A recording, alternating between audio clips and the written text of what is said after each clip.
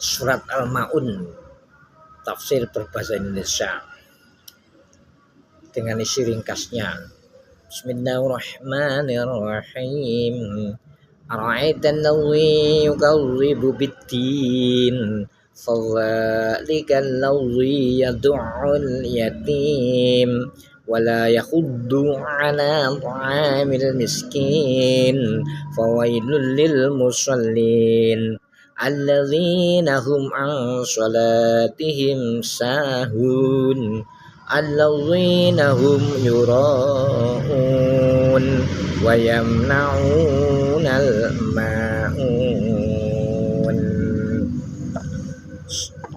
Dengan nama Allah yang Maha Pengasih lagi Maha Penyayang. Surat ini termasuk golongan surat-surat Makkiyah, jumlahnya 7 ayat.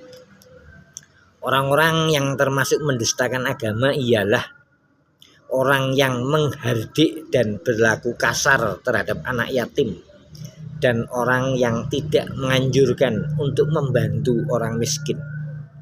Sungguh berat tuntutan ayat ini. Seorang mukmin harus mempunyai rasa iba kepada anak yatim, mempergauli mereka dengan ramah, tamah, penuh rasa simpati dan tanggung jawab.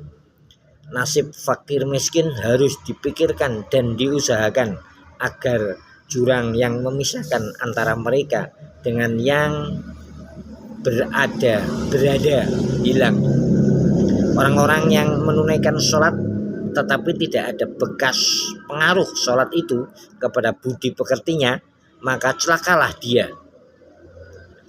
Sahun dalam ayat 5 bukanlah artinya lalai dari waktu sholat, tetapi lalai dari arti dan makna sholat. Tujuan sholat mencegah perbuatan keji dan mungkar.